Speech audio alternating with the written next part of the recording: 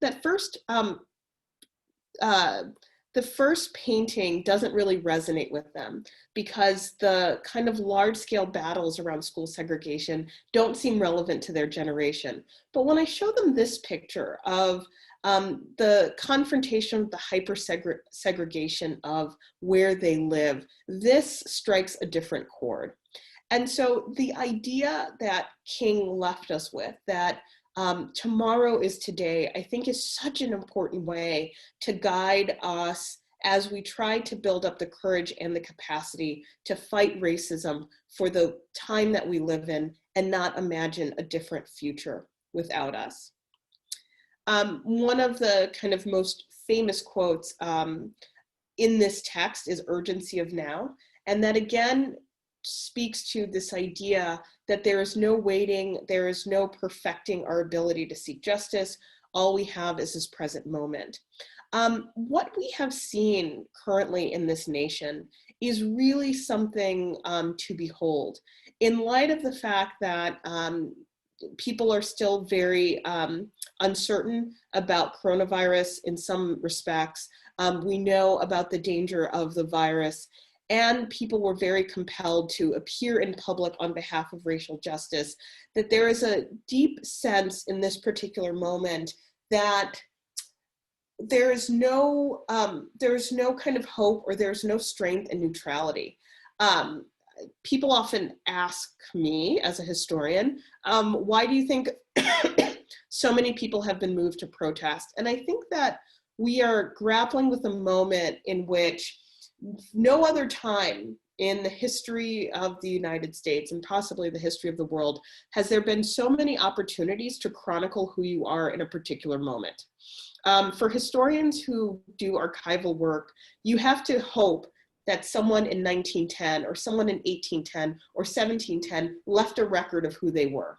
And usually those records are people who are the most educated or the most elite. I saw it, yes. Now, by virtue of having a telephone like this one as my prop, you can create a chronicle of every day of your life. And I think that this has inspired people to really, really dig deep and want to make sure that future generations know what side they were on. We are in this incredibly politically divisive moment.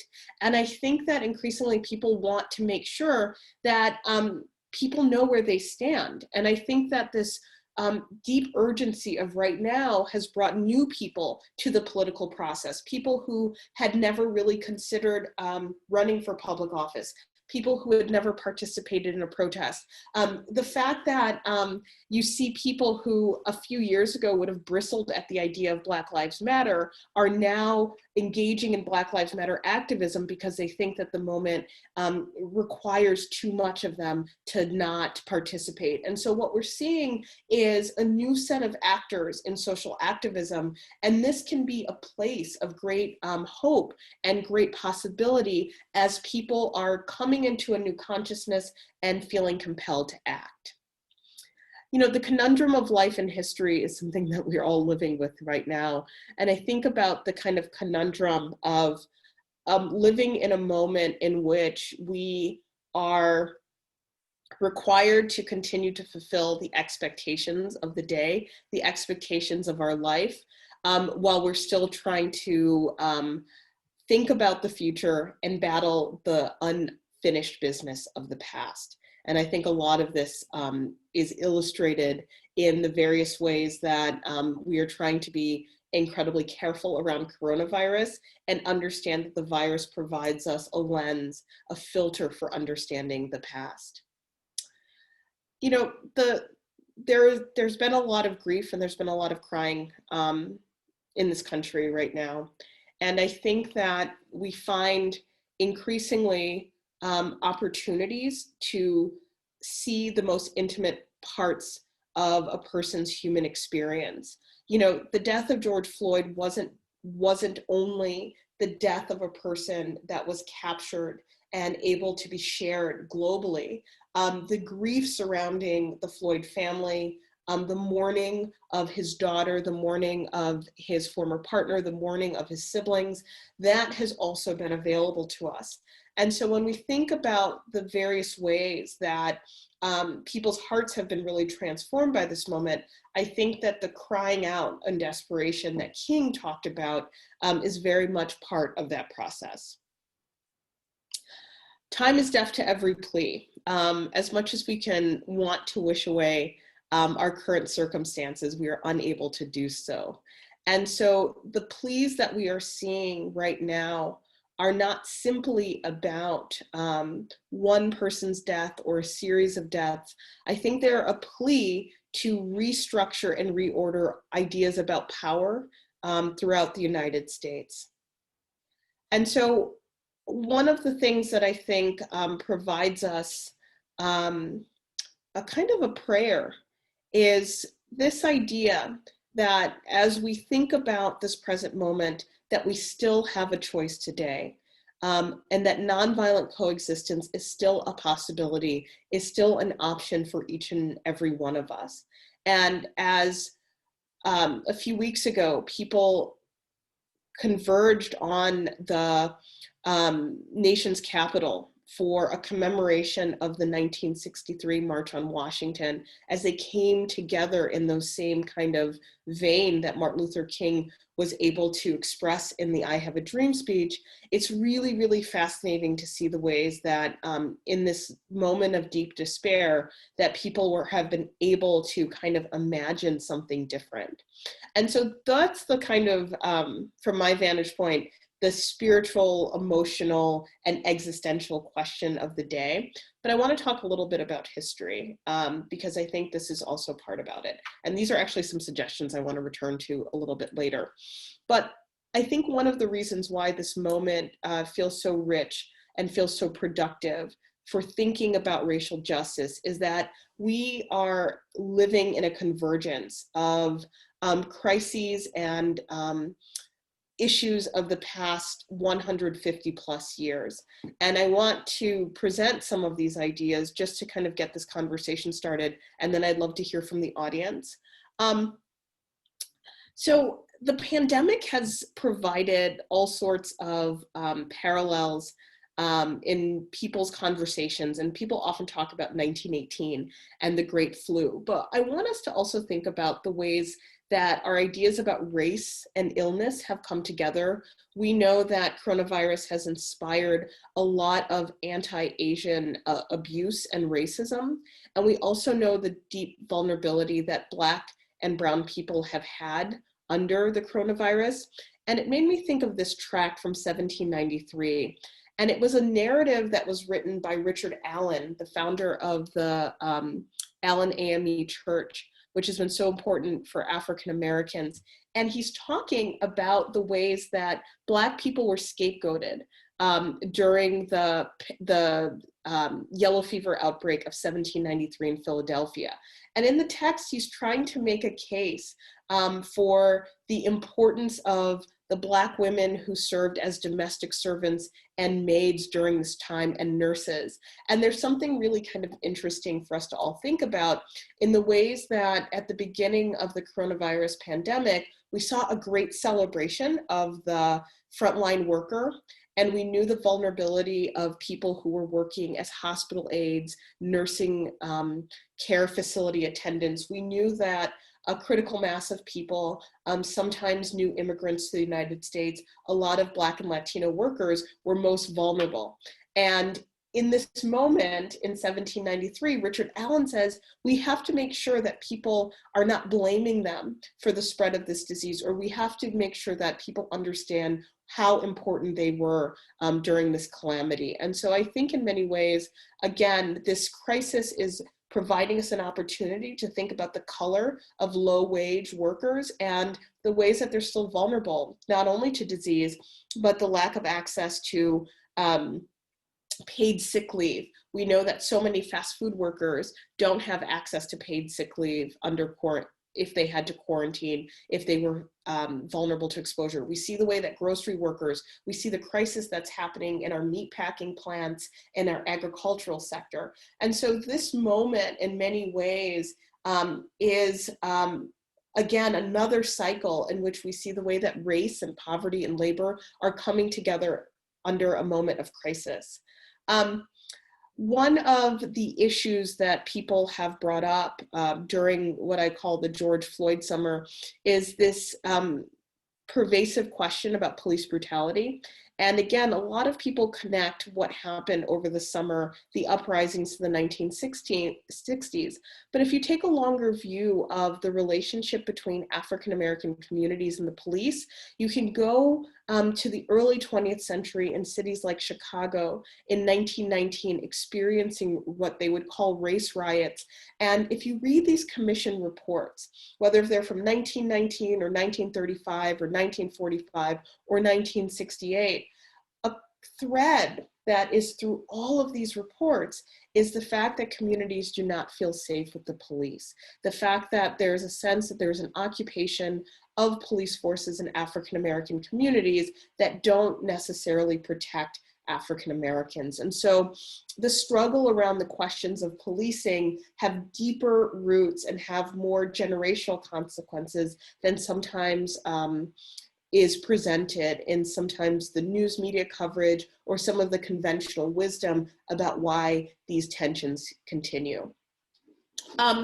Recently, the movement to either defund or dismantle the police, the abolition of prisons, and the heavy critique of mass incarceration has been a conversation that more and more people have been privy to in the past decade or so. And recently, when activists were mounting an appeal to defund or dismantle the police, many people kind of didn't understand the origins of that and thought, is this the interpretation of some kind of radical turn in Black politics? Is this the creation of the movement for Black lives? But the origins of the critique of the racialized system of incarceration goes back a very long time, especially to the period after the end of slavery and the establishment of the convict labor lease system, which essentially provides incarcerated people as sources of labor for private companies and public works. Well, the idea of abolishing prisons and the social movement around that is about 5 decades long. And that movement comes from the critiques of activists who were incarcerated in the 1960s and saw the insides of institutions like the Mississippi State Penitentiary in Parchman, Mississippi, and where activists were abused. And for the first time, they saw the conditions inside of prisons, and then they were very much inspired to think about alternatives to our current system. And so as communities really grapple with what this call means, is this something that's feasible? We see the tensions that come up from this idea, and I think that understanding their longer historical roots allows for better conversation about the nature of this call.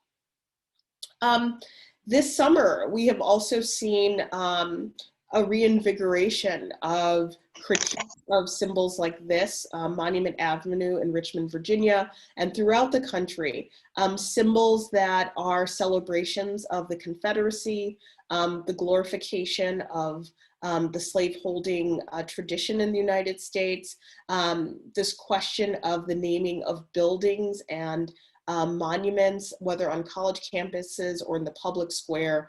And I think that this summer, it is no coincidence that, again, a large movement reemerged to take down these symbols because of the fear that they not only tell a story about the past that is incomplete, but the ways that they have inspired racialized violence in the present. One of the things that has also emerged as a result of COVID is people questioning what we call disaster capitalism, the ability for private companies to really profit over the suffering and losses of our period of time. We hear stories every day about Jeff Bezos making even more money with Amazon.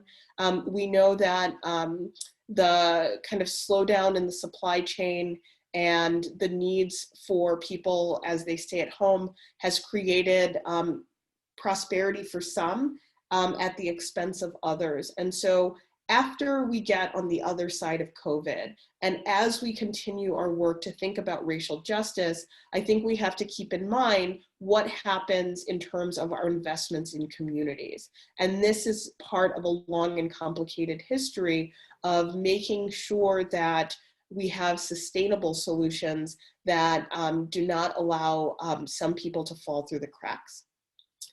And a few last things that I think are really significant that I've been observing as a result of the past few months is, as I mentioned earlier, more and more communities establishing mutual aid networks. The idea of mutual aid emerged in the 18th and 19th century as organizations where members take care of each other. And for African Americans, mutual aid had been an essential part of getting the needs met of communities that were cut off from state aid because of segregation or Jim Crow or other types of racist exclusion. And so I think it's really amazing the ways that a younger generation has used the language of mutual aid in order to create networks to provide food, medicine, resources on shelter in major cities as a way of taking ownership of the process of community care in the light of so much state failure as a result of COVID.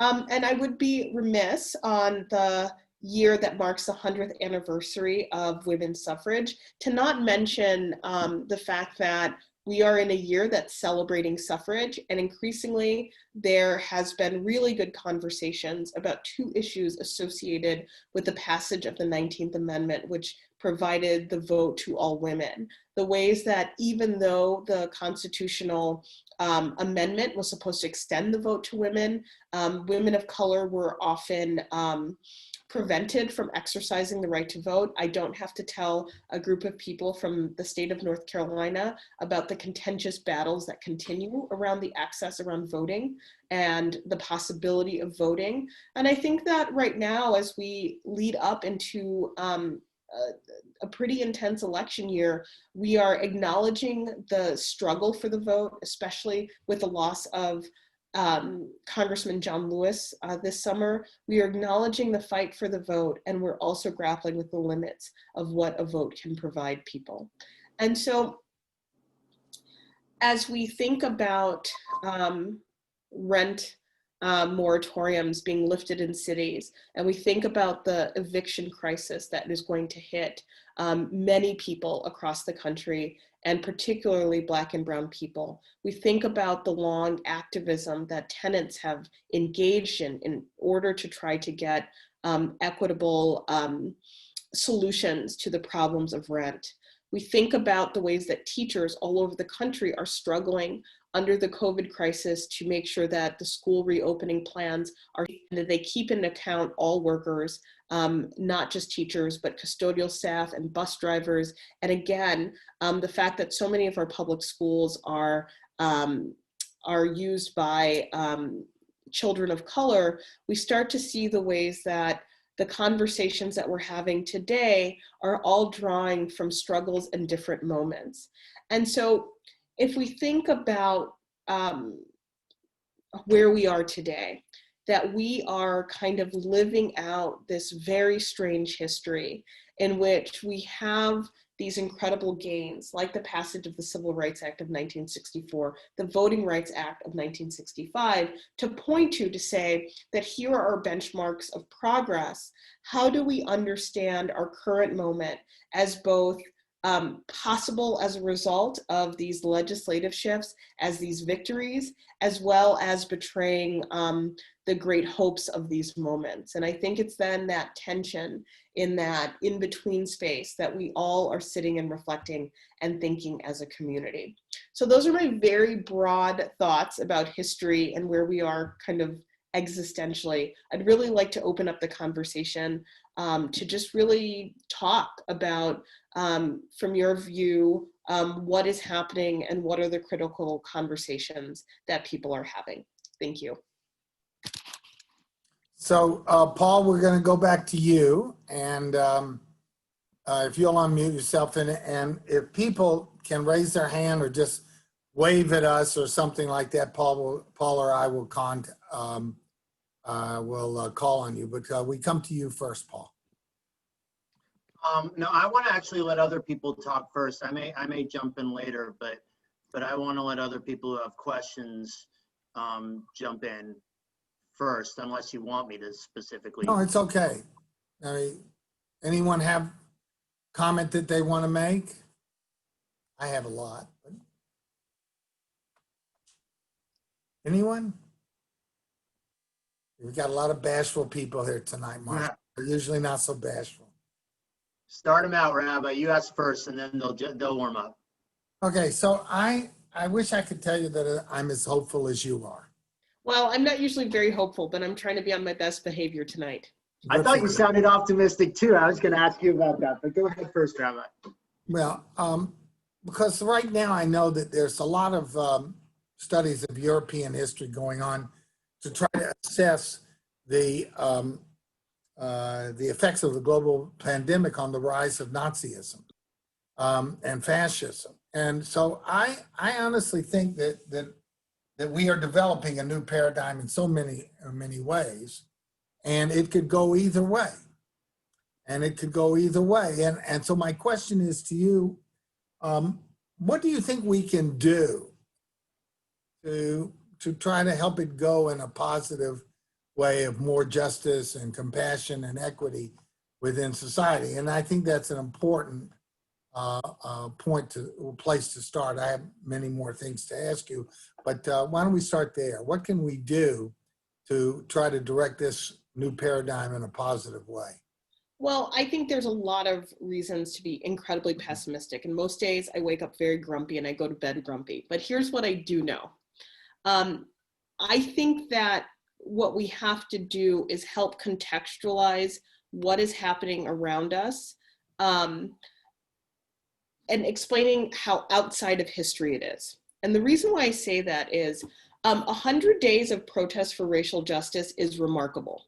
I think that one of the consequences of poor history education in our country is that for generations who, even for generations who were there, but for some generations, their imagining of the 1960s was everyone was engaged in civil rights struggle. Very few people were engaged in civil rights struggle.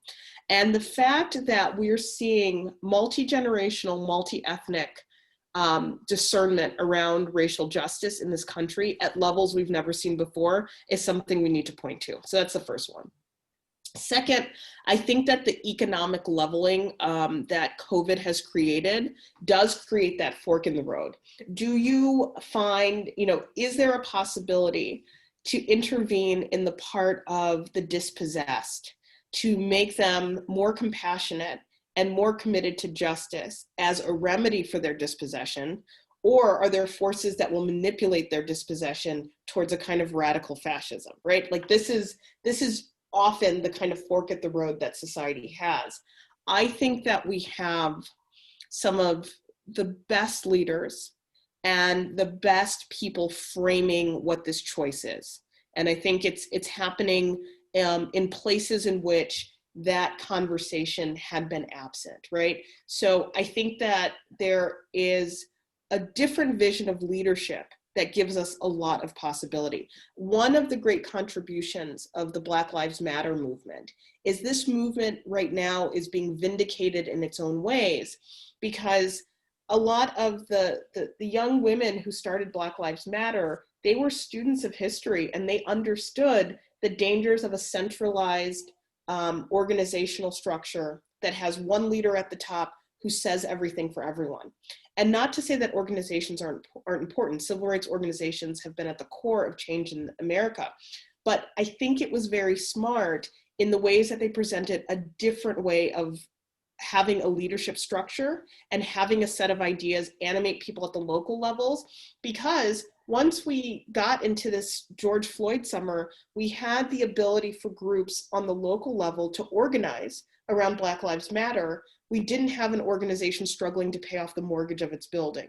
And we didn't have this kind of question of who can officially speak for us. What we had was a kind of framework and the capacity for people to show up in communities in ways that made sense for that local community. So those are my most optimistic views, that we have to pay attention about what makes this moment particularly distinct, and we have to amplify that to people so that they see that, okay, something is happening, something is different, and there is another way of imagining the future. Very nice. By the way, it was interesting here in Greensboro, some of the, because we have really good relationships with the pastors in the community, and very excellent relationships with many of the African-American leadership. And for the first couple of days, in response to George Floyd, most of the pastors, that African-American pastors, were not even sure who the leaders on the ground were. Mm-hmm. It was clear. I mean, they became clear as time went on, but it was a kind of a groundswell sort of thing, wherein people, and I'm talking about pastors in their 40s and up, did not understand or did not know who was organizing the things on the street and what was going on. It was it took them by surprise as well. But so it's a new generation of leadership, in both in age and in quality, whatever. So anyway, Paul, you have anyone else have questions? I can go on and talk. I can talk to Marcia all night. Okay? I mean, I have a lot of questions, but someone else have a question? No? I have a question. Sure. Marcia, do you see any inroads to make it a little bit easier for people who are Black and minorities to get the right to vote? I know in the past there's been ways of trying to prevent it, and I know there's organizations out there that are trying to help alleviate these problems. Do you see an improvement in this area?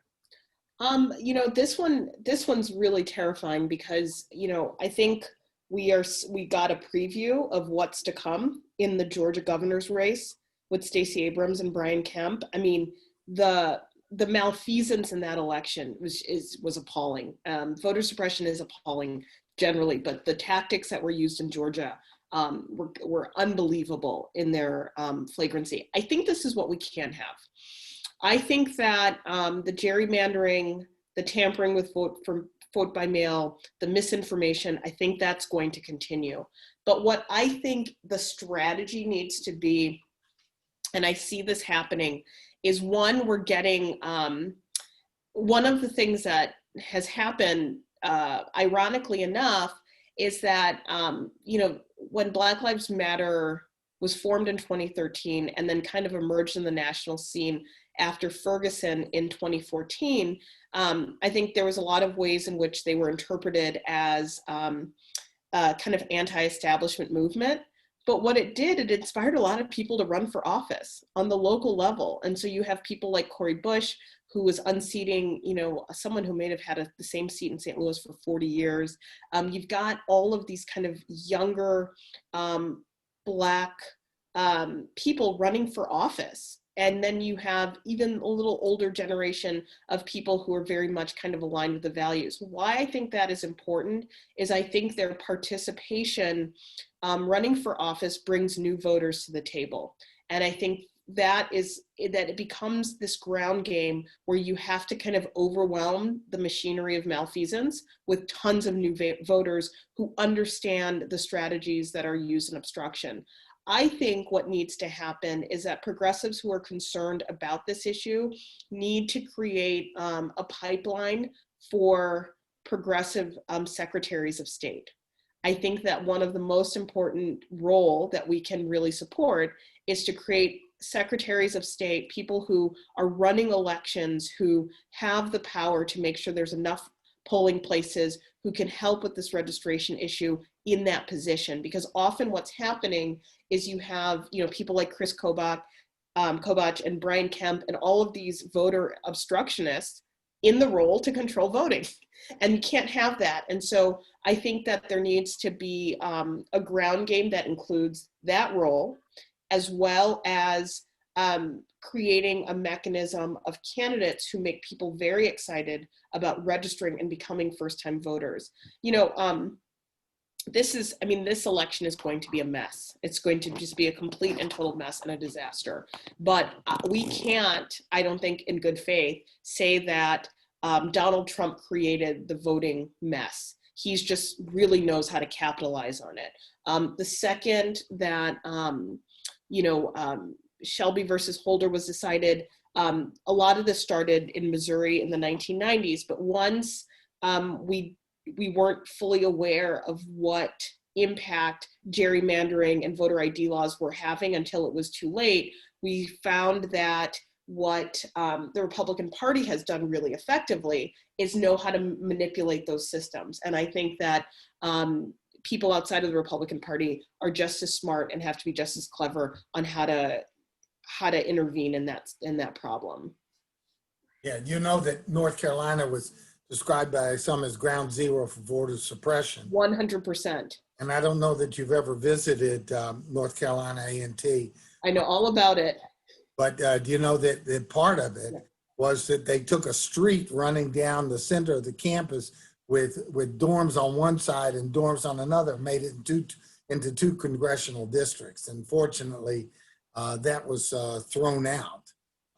And has really, and by the way, there are two districts that's happened in that are really now, that had been Republican districts that are now going to go to Democrat districts because the courts demanded a change in the voter suppression through the well, it wasn't voter suppression, through the gerrymandering. So this is something that we unfortunately are quite well aware of. What do you think about, I wanted to give, just while we're talking locally, that we just finished building a new performing arts center. I think it was $80 or $90 million. And actually, I'm proud to say that the first thing that was going to be produced there, which I had tickets to, but it didn't happen because of COVID, was Porgy and Bess. Okay, that being said, it came to light that and if it was $80 or $90 million, it was like less than $5 million of the contracts went to Black-owned businesses. Okay, and to me, I want to hear your thoughts about it. To me, there's things that is an example of the system of being corrupt or really systemic racism. And I wanted to hear your thoughts about that. How do we attack, or how do you think that we go after changing this system that is so baked in, not only with the police, but with other aspects, with education, with healthcare, and in this case, with business? Well, I think that example is a really interesting one because this is something that I talk about a little bit in my book in terms of these pleas for inclusion and these economic projects. I would love to live in a world where the possibilities for people who are marginalized isn't tied to the marketplace. So whether, Facebook stocks are up or Google is doing well, then there's philanthropy for these communities that are left behind. I think that the only way we resolve this problem is to have a strong social safety net. We have to have healthcare, we have to have housing, we have to have education. We have to have the basic needs of our people met before we can engage in these conversations about what people have access to, because I think the example you raise is such an important one. This was the type of activism that geared a lot of work from Jesse Jackson from the 70s to the 90s to the 2000s, this idea of a piece of the pie. And so whether it was the creation of the modernization of the Atlanta Hartsfield Airport, or new construction sites, a lot of what Operation Push and Jesse Jackson was doing was saying, you can't have these expansive projects where you have all these contracts and none of that money is flowing into Black-owned businesses or Black workers. I think that's good, but the problem is that that's not a sustainable strategy because it requires a campaign to be mounted to make a plea so that people can have access to good paying jobs. And this is why there's this idea that, all tides lift boats? So, or all waves, anyway, the point is that if we have strong policies that are taking care of the public good, then a lot of these conflicts will not be necessary because they won't be so life or death or critical. So when Black workers are cut out of these huge projects, it's not like they have a whole host of other well-compensated union labor positions to choose from. It's like, no, there's got to be intervention on the part of a civil rights group to have the opportunity to access this thing that may not happen again for several years until another organization intervenes. So I think that when we talk about fixing the system, I think we have to have a baseline expectation for a robust state. I can't think of any other way we do it rather than funding the public good.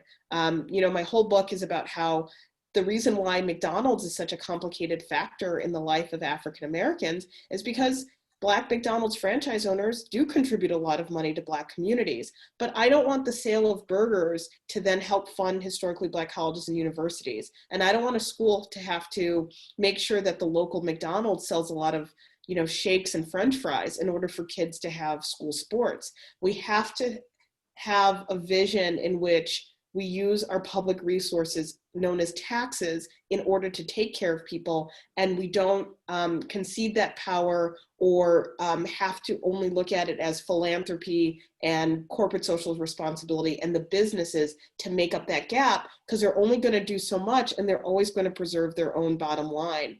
And so Jeff Bezos, Bill Gates, all these guys, they're so generous, but if they just paid a fair share of taxes and paid their workers a living wage, we wouldn't have to ask them for any, giant novelty checks. So I think we need to think about a world without philanthropy because it's not a way that we take care of each other.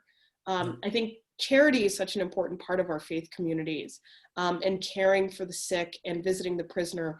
That's so much part of the Christian faith communities and Jewish faith communities, but those acts of the heart are not how you create a sustainable society for all people. It doesn't work.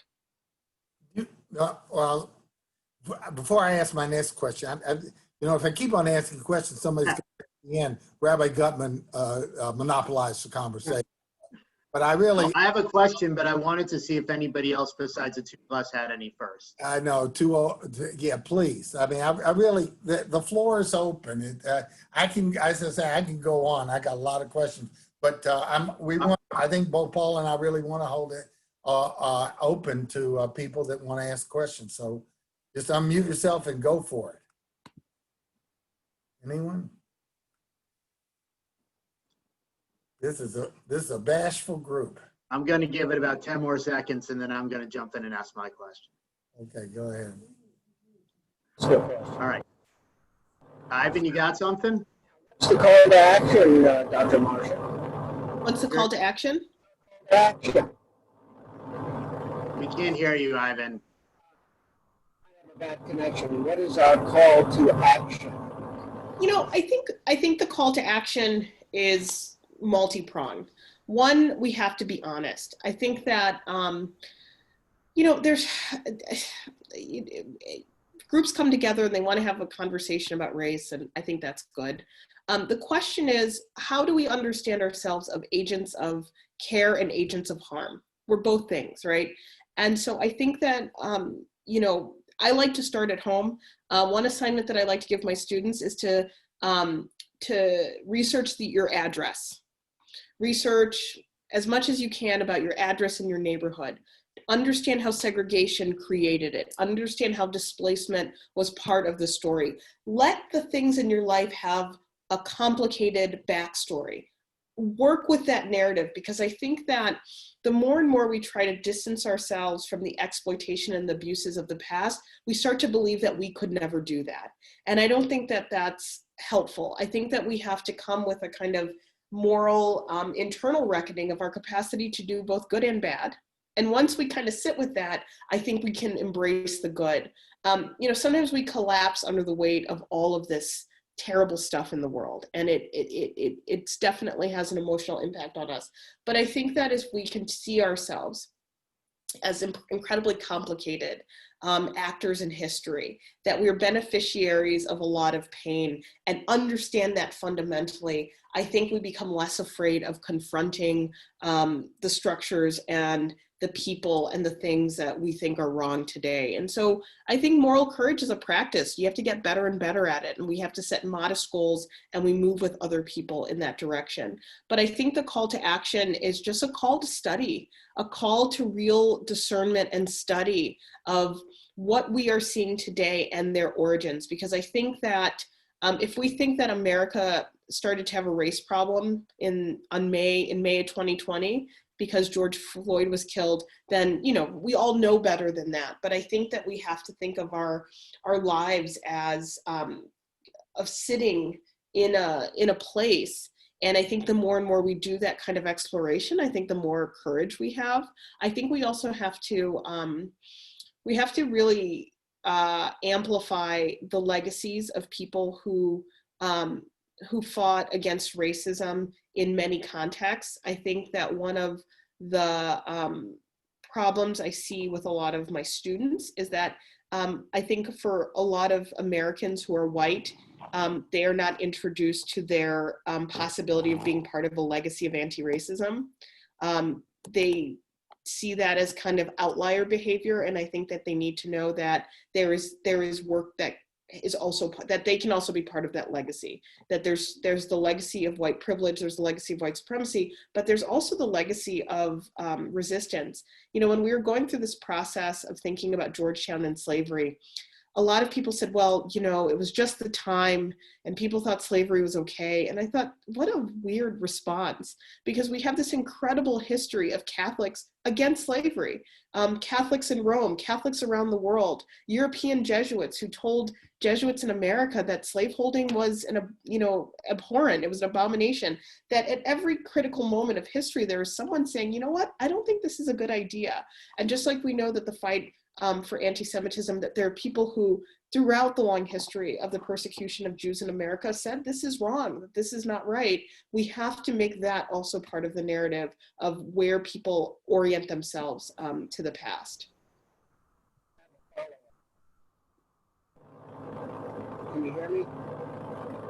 Why don't you type in what you want to ask, Ivan, and I'll ask it, because you're a little, whatever's going on with your connection's a little wonky. Anybody else have a question while Ivan's doing that?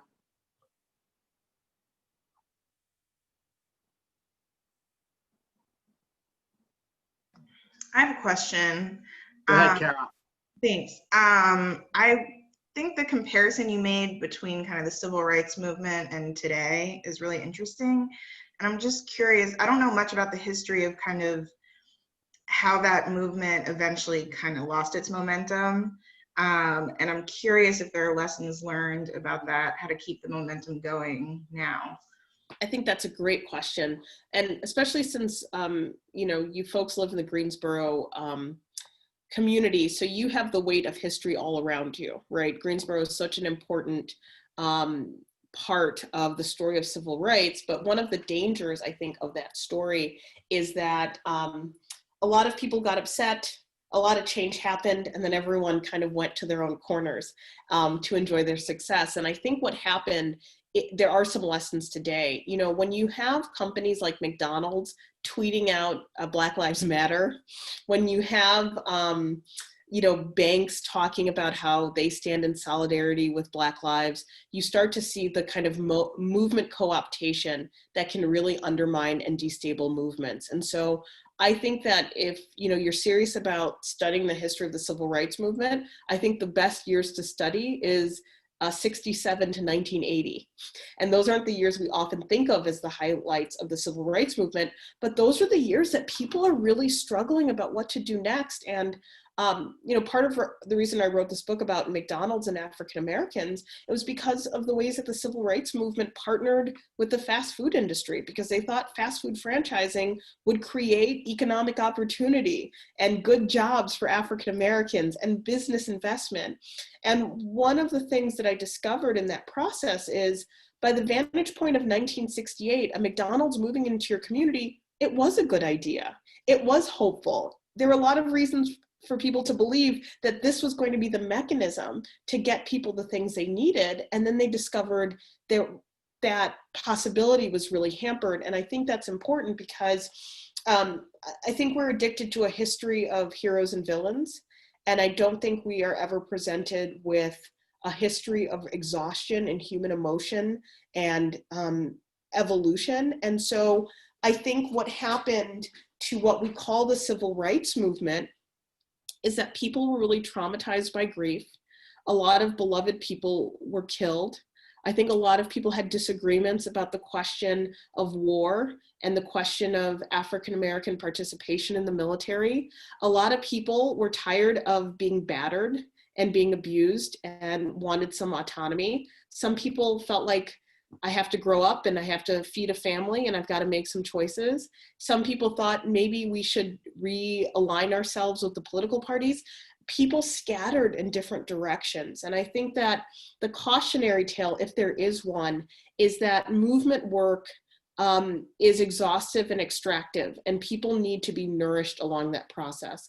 And one of the things that you notice with young activists is that they talk about self-care. They talk about mental health.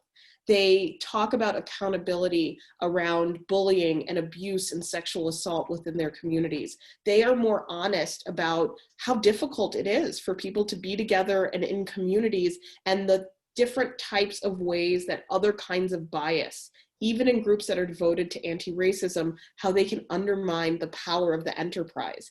And so I think that if there's something to learn about what happened to movements, is that movements are unsustainable when the goals of the movement supersede the care and the concern of people. Not to say that the civil rights movement was indifferent to people's kind of health and well-being, but I do think the context in which a lot of this work was done, there wasn't an acknowledgement or an understanding of the complex social realities that people were going through. And that's why I think it's so important when you study the history of the civil rights movement to study the fights that people got into. People got into some really big arguments, and some people never made up, and some people did. And there was forgiveness, and there was grace, and there was a lot of pain. And I think that once we create a more complex view of the ways that people have to come together to make change, we're a lot more patient with ourselves and others because we realize how hard it is. You know, it's like being at a family dinner that never ends. It's hard. It's complex. There's arguing sometimes, but I think what we need to do is to separate our highest ideals and the conflict and say that just because we have conflict, it doesn't mean that our commitments are not valuable or the world that we want to see isn't important. You have to have both. So I'm actually going to jump in there because Kara kind of jumped in on part of my question, which was, you know, and maybe you don't even agree with this framework, and that's fine, but when I teach the long civil rights movement, I kind of teach it as, you know, the students all think it's this straight line up of progress, and I try to teach it kind of a surge and recede and surge and recede.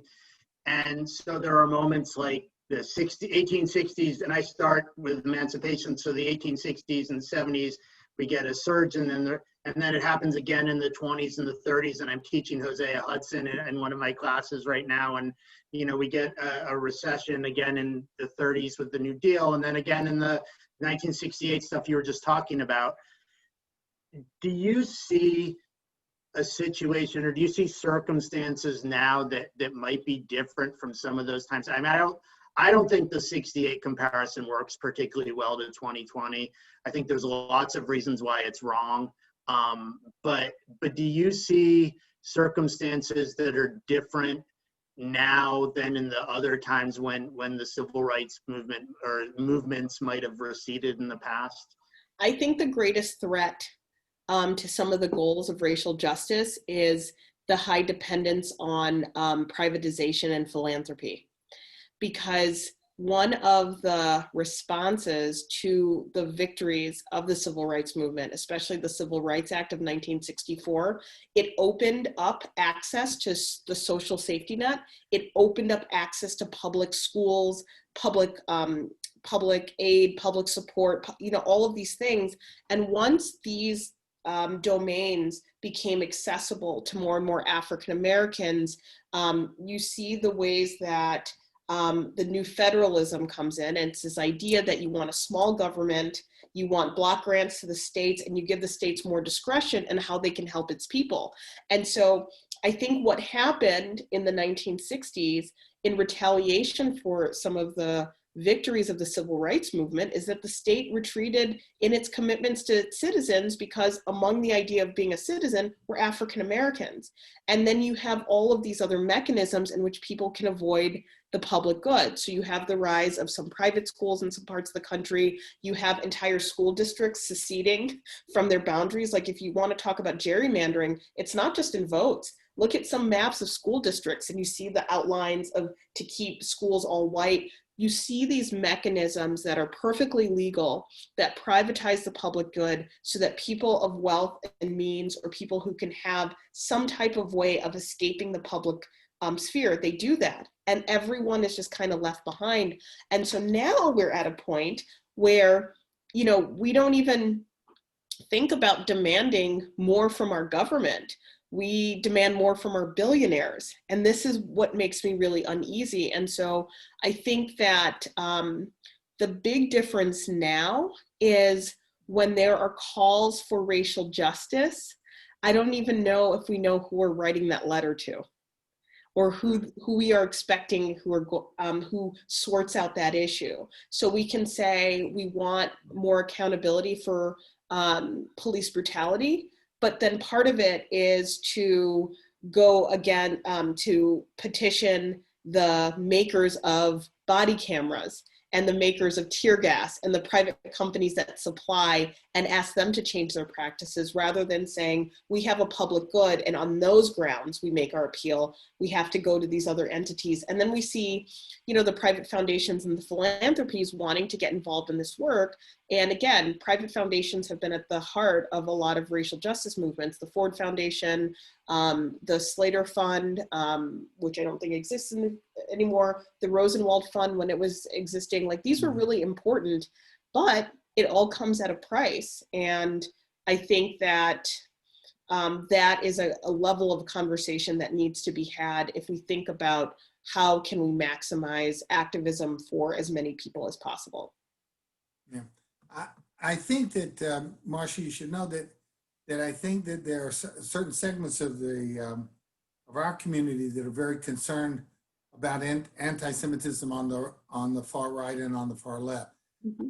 I don't know if you've ever seen the work, for example, of Eric Ward. Are you familiar with him? I'm not. It's a center on the West Coast.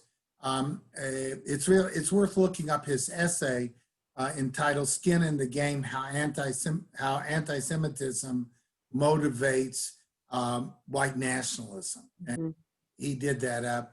I heard him speak several years ago, and now with the rise of QAnon, it's really coming out that a lot of the tropes in this are classically anti-Semitic tropes of blood libel and whatever.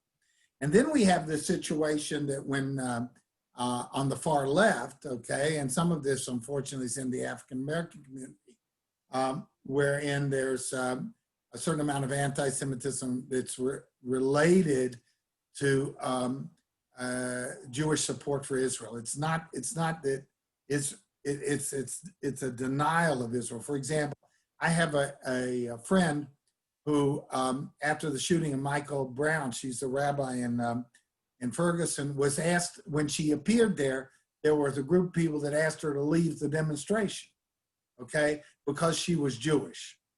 And so, you know, we're dealing with the community that I'm serving right now, particularly the Jewish community. There's a lot of nervousness from both sides. And I wondered if you had a comment about that.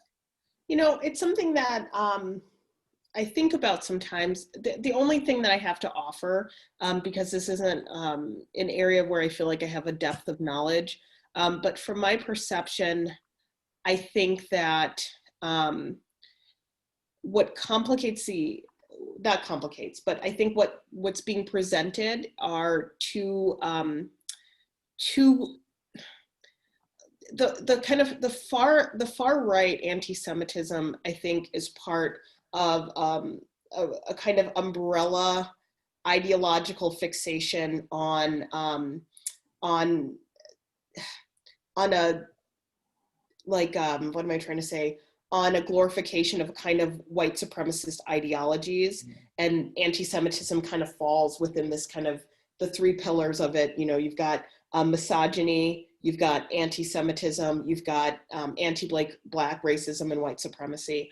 And the only thing I would say is I don't know if there is a far left that that is anti-Semitic in the same ways, but I think that when I think of it's interesting because when I think of the far left, I think of Jewish radicalism and Jewish communism as part of that left.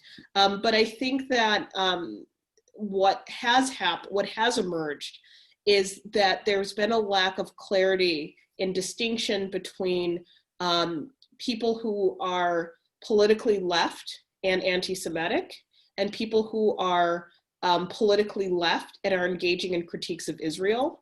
And I think sometimes these two very distinct groups of people are lumped into the same kind of category, and it's called left anti-Semitism. And so I don't know if that really captures it, because I don't think that people who say, well, I have a critique of Israel They're not the same.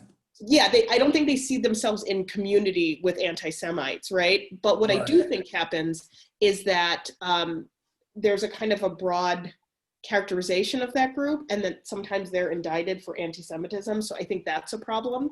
But I think that, you know, for people who really want to be part of, you know, anti-racist struggle, I think there has to be a clear definition of, you know, this is a struggle that understands the value and worth of all people who are in this struggle together. I think that has to be clear from the outset, or it undermines the kind of value of it. Because I think just like, you know, there were civil rights groups that collapsed under the weight of their homophobia or their misogyny, I don't think that you can have a civil rights struggle that has the capacity to do a lot if it's mired in its anti-Semitism. I mean, it doesn't, it can't move. But I don't think that what inspires the kind of the right-leaning anti-Semitism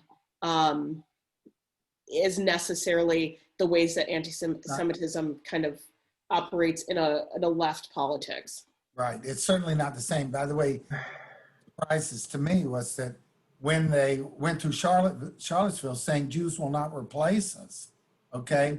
I thought it was Jews will not replace the white power structure, but actually what those people were saying, Jews will not replace us with people from out of color or people from immigrants, that there's some sort of cabal of Jewish influence that wants to bring non-white people into the power structure of the country.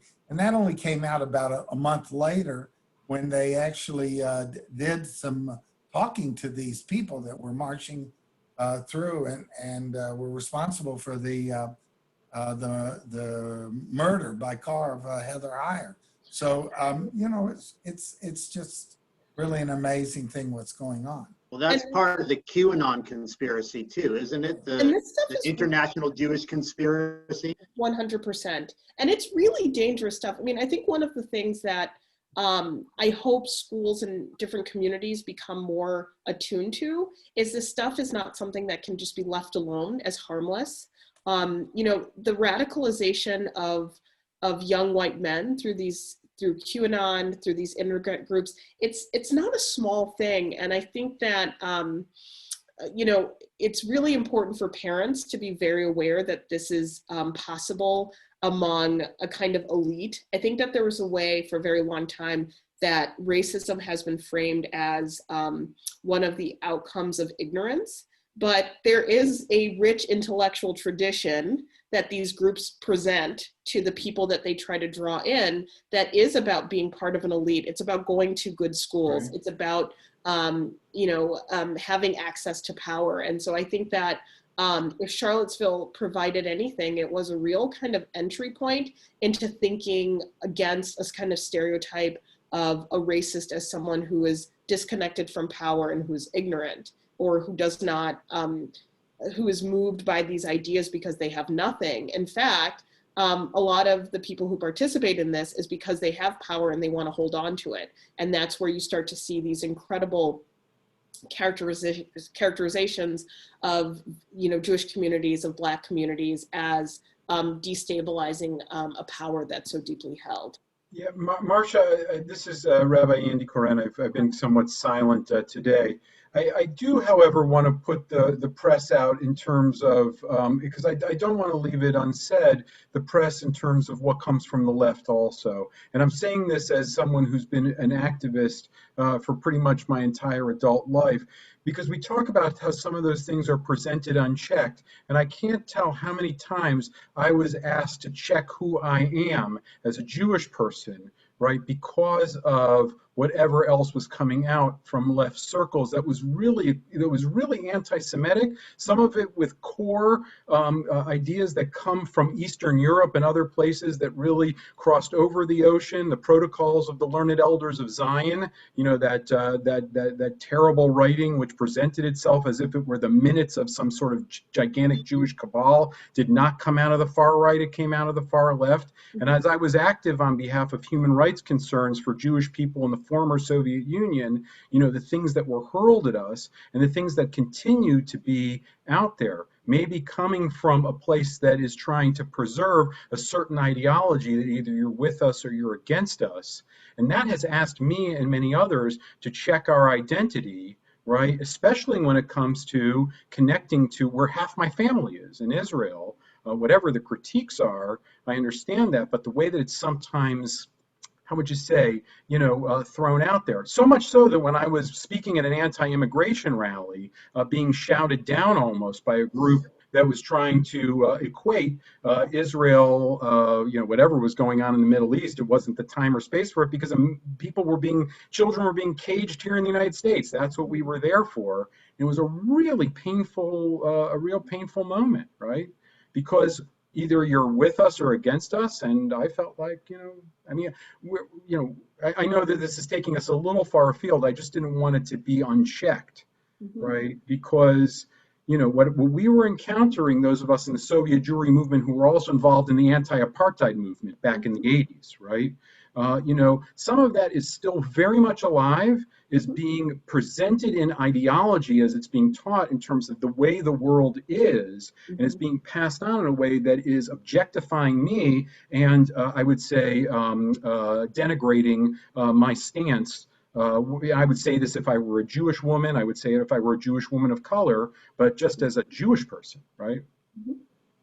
And so do you think that what have been the most productive ways that you have been able to communicate that that the anti-Semitism that you're confronted with is intolerable, even as you you know, kind of want to still fight these issues? What are some of the kind of best strategies for communicating that? Because I think that is that's the hardest part. And so I'm curious how you kind of contend with that.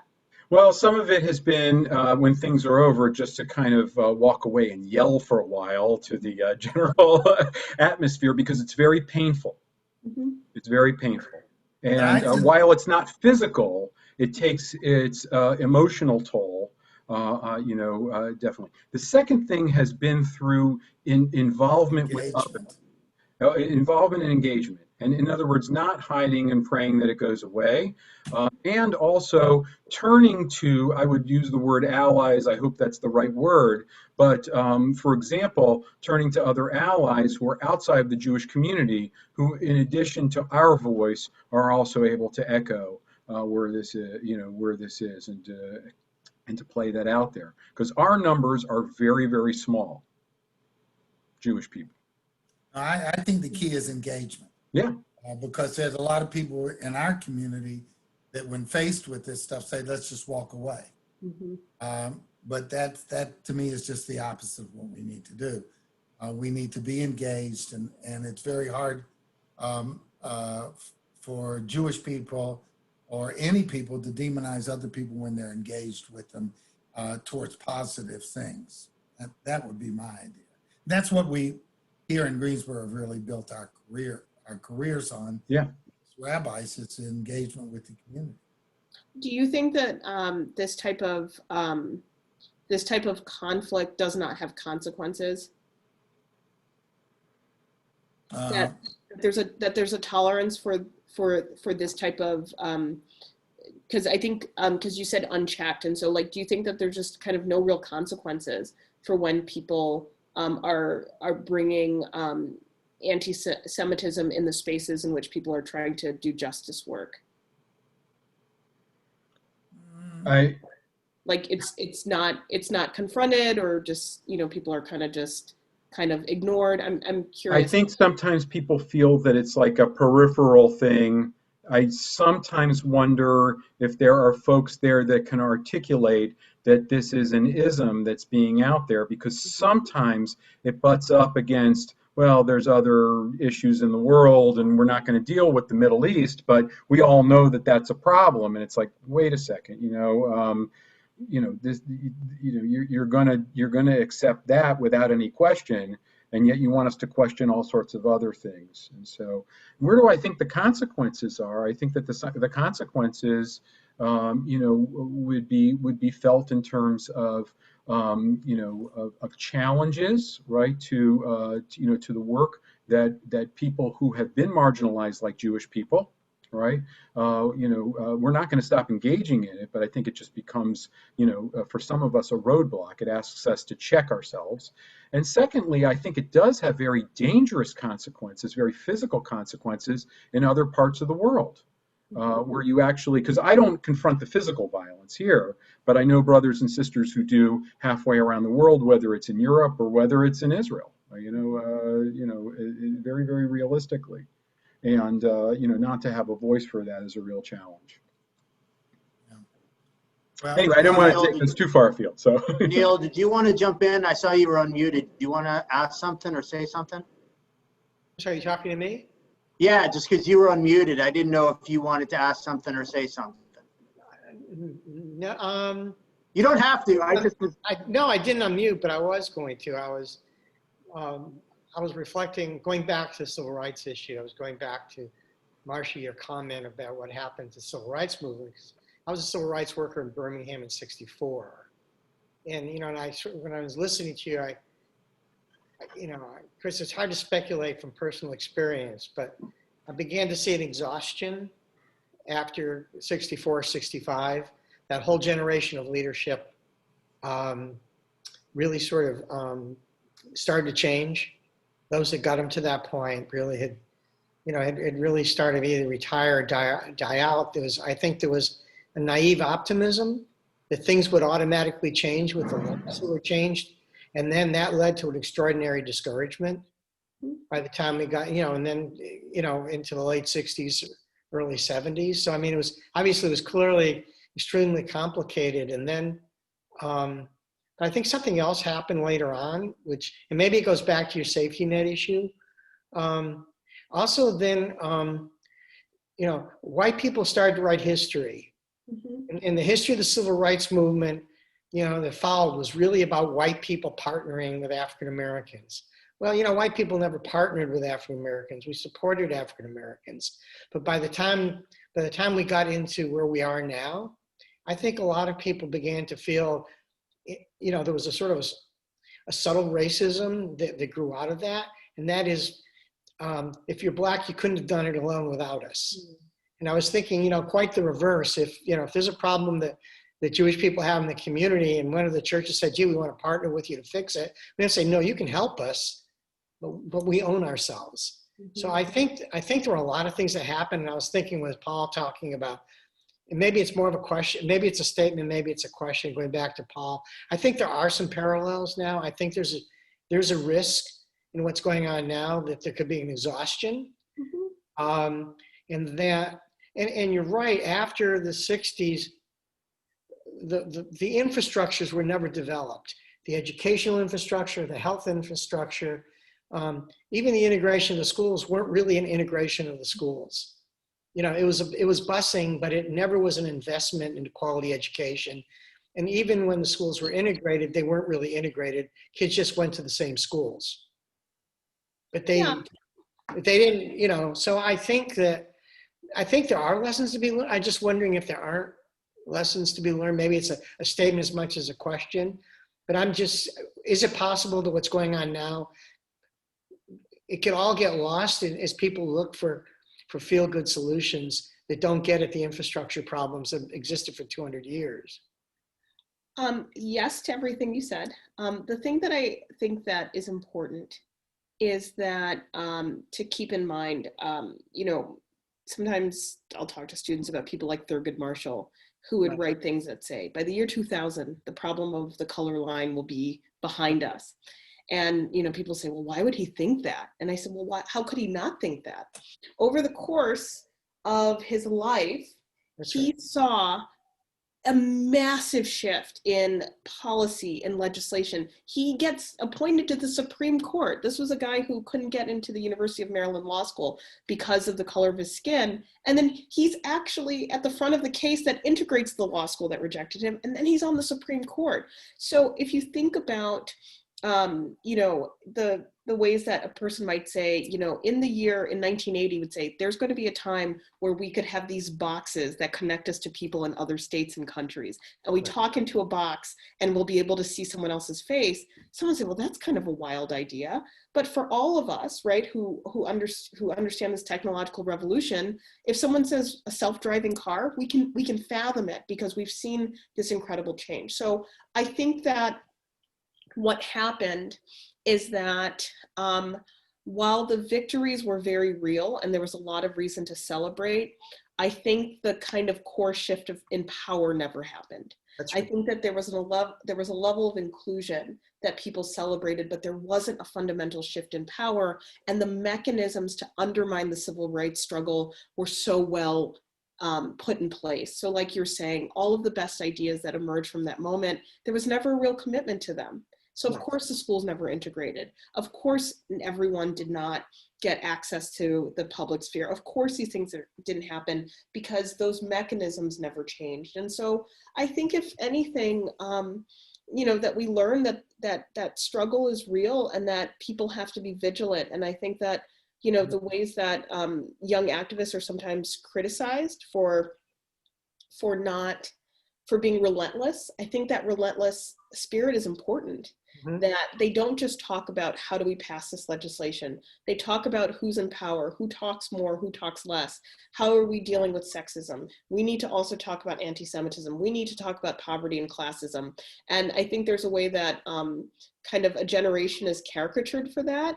But I think what they're being is vigilant. I think they're trying to take care of each other and their idealism and their movements, because I think what emerged in the 80s and 90s were a cast of characters of people who said, I was radicalized by the civil rights movement and now I've become a staunch conservative. Now I don't believe in any of these things. And there's a whole long list of them of all colors, of people who said, the movement was too hard, I was too upset, and so I turned my back on the values. And I think this is what this conversation is about. How do we sit with the discomfort and the dis-ease and the pain of being in movements with other people and not turning our back on justice and not turning on back on the things that are dear to us because they're hard. And I think that the more we kind of grapple with both of this, the more and more we can preserve our energies and our enthusiasm and our desire.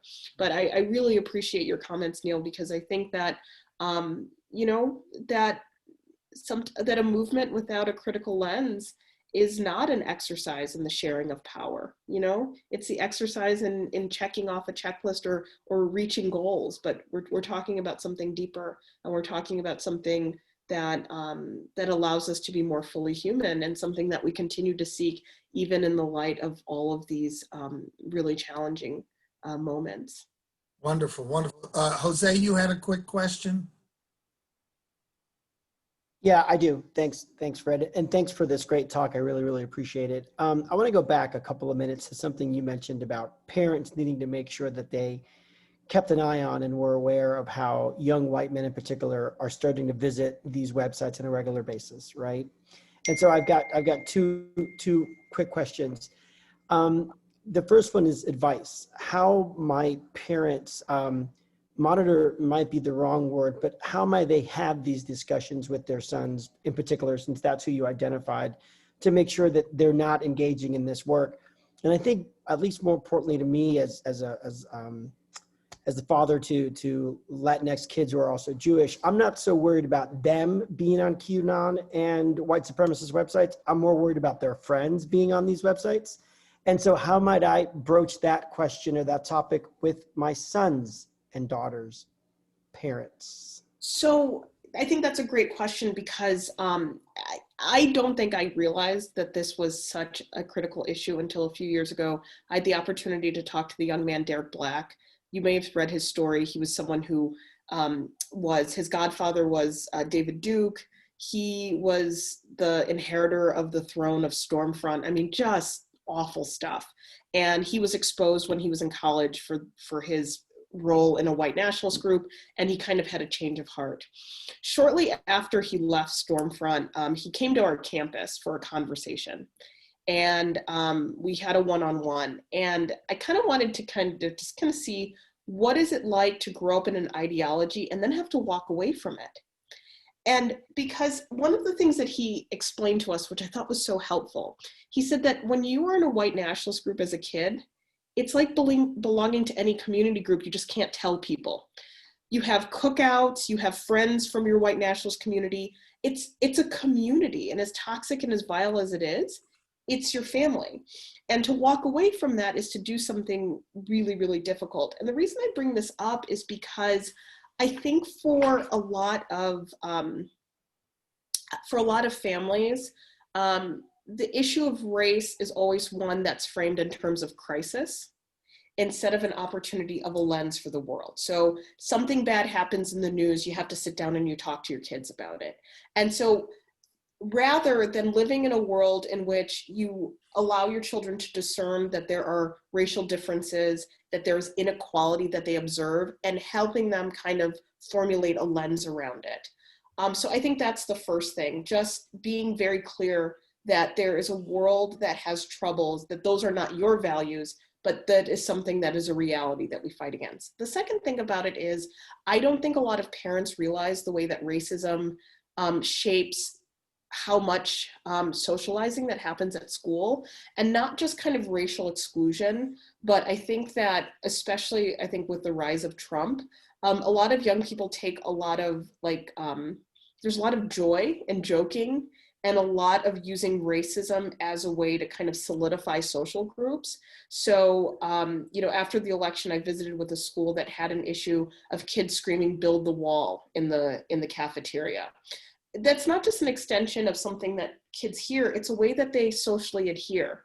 And so a lot of social groups are formed by a collective racism that they use to kind of consolidate power, to be a bully, to be fun. And I think that's the part that a lot of parents and teachers don't know how to deal with. Because in their minds, they're like, okay, we can tell kids not to do this. But when it becomes the kind of their social cohesion strategy or their way of expressing themselves, this is when you start to see real problems. You start to see children of color bearing the psychological effects, the staff of color not wanting to go to work, and then you have this kind of behavior that a lot of teachers and schools don't know how to intervene in. Because when I talk to schools that are grappling with this, they'll say, we don't want to go up against the values of their parents. So you see the kind of complex problem. So I think the thing is that always engaging your kids around these questions, introducing them to a world that can exist in a multi-ethnic and multiracial way in various places, being very honest about inequality, and then helping them understand that it is not socially acceptable to be part of your family and to proceed in the world in this way, being very clear that this is not okay. And there's no way to euphemize it. Like, we don't treat people this way. This is not okay. This is not acceptable. And to help them understand that their impact is actually real. Because I think for a lot of these incidents at schools, I think that what is often missing is that schools don't explain to students what their impact can actually be. And I think that that's part of it. Thank you very much. All right, well, I could keep going on. I have lots more questions, but we've been going for over an hour and a half, and I don't want to tax, Marcia or everybody else who's been on the Zoom. It takes a lot out of us, I know. So I think that's a great place to call it. Thanks for the last question, Jose. And thank you to everybody for being here. And especially thank you to Marcia for making the time to do this and to join us and to help us with this really terrific conversation. And maybe we'll have you back after the election in the spring and see if we can see what's going on, and maybe at some point even in person when we can do those things again.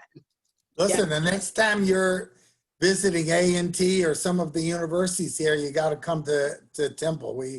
I would love hopefully in the post-COVID world, we'll have an opportunity to learn more from you. It's just a wonderful, wonderful evening. I just wanted to turn it over to Rabbi Corin, I think if he's still here, just to, Yep. Are you still here? Yeah, okay. Just take us through the people on here, the weekend. I just, by the way, Marcia mentioned to you that we're starting Rosh Hashanah on Friday, and Rosh Hashanah means two things. Number one, Shana means year, but it also can mean the word change. So it's the beginning of the year, and it's also the beginning of change, and that really should be what goes on. So anyway, Andy, if you could just take us through. Yeah, I'll be on Zoom tomorrow night for something that will be, something that will be a preparatory threshold for our celebration on Friday night.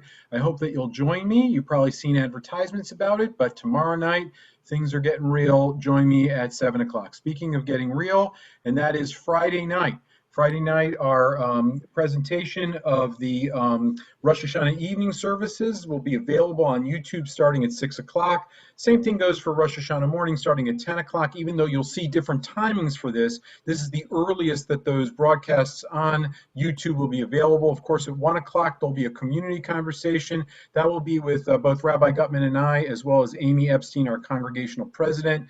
25th hour, and this is good for families, especially if you've been used to coming to the family service. We're not going to do it against services on YouTube this year, but instead we're going to do it in the afternoon. It'll have some singing and some music. It'll be on Zoom, and we'll also cast it over to Facebook.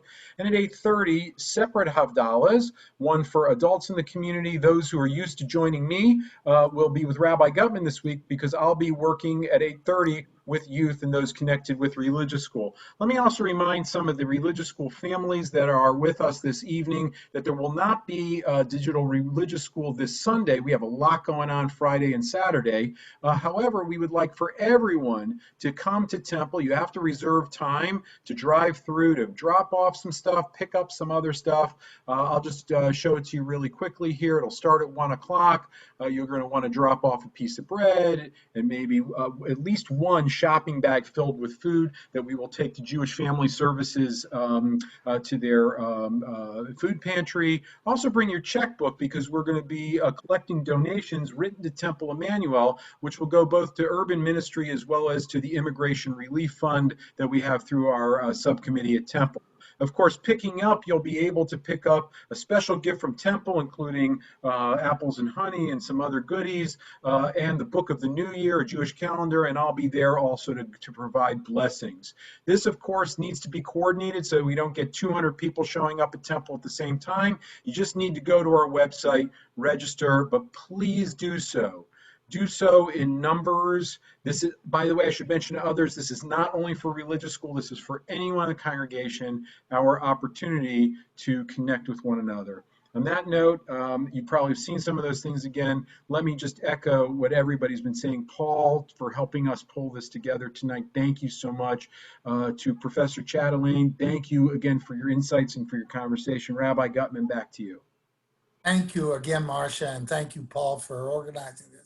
Everyone should, Neil, does that mean you have a question, or is that? No, he's clapping.